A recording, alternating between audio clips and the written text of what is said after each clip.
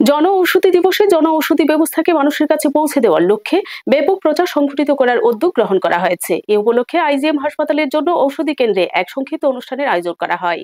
জন ঔষধি দিবস উদযাপন উপলক্ষে সাংসদ রাজীব ভট্টাচার্য আইজিএম হাসপাতালে জেনেরিক ঔষধি কেন্দ্র পরিদর্শন করেন। এছাড়া উপস্থিত ছিলেন মুখ্য স্বাস্থ্য আধিকারিক, পশ্চিম ত্রিপুরা জেলা সদস্য সচিব, রাজ্য স্বাস্থ্য ও পরিবার কল্যাণ সমিতি সহ স্বাস্থ্য দপ্তরের অন্যান্য আধিকারিকরা। অনুষ্ঠানটির আয়োজক জেলা স্বাস্থ্য ও পরিবার কল্যাণ সমিতি, পশ্চিম ত্রিপুরা জেলা। জনাব ঔষধি ব্যবস্থাকে সকল মানুষের কাছে পৌঁছে দেওয়ার লক্ষ্যেই এ ধরনের উদ্যোগ গ্রহণ করা হয়েছে। এদিন যেন ঔষধি কেন্দ্র পরিদর্শনকালে আয়োজিত সংক্ষিপ্ত অনুষ্ঠানে বক্তব্য রাখতে গিয়ে সাংসদ রাজীব ভট্টাচার্য বলেন, দেশের প্রধানমন্ত্রী নরেন্দ্র মোদী 2014 সালে এই ঔষধি ব্যবস্থার আনুষ্ঠানিক সূচনা করেন। বিগত 11 বছরের মধ্যে দেশে প্রায় 15,000 জন ঔষধি কেন্দ্র খোলা হয়েছে। আমাদের রাজ্যে এখনো পর্যন্ত 10টি জন ঔষধি কেন্দ্র রয়েছে।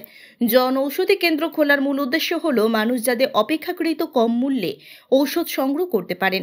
2014 সাল থেকে এখন পর্যন্ত প্রায় 11 বছরে সারা ভারতবর্ষে 768টি জায়গায় মানে জেলাতে এবং প্রায় 15,000 এরকম জন ঔষধি কেন্দ্র স্থাপন করা হয়েছে, যার মধ্যে ত্রিপুরা রাজ্যে টোটাল 10টা এখন পর্যন্ত জন ঔষধি কেন্দ্র স্থাপন করা হয়েছে, যার মাধ্যমে আমাদের যারা গরিব অংশের মানুষ তারা যাতে এই সহজ মূল্যে যাতে ওষুধ ক্রয় করতে পারে তার ব্যবস্থা আমাদের সরকার এবং আমাদের দেশের যশস্বী প্রধানমন্ত্রী তার ব্যবস্থা করেছে।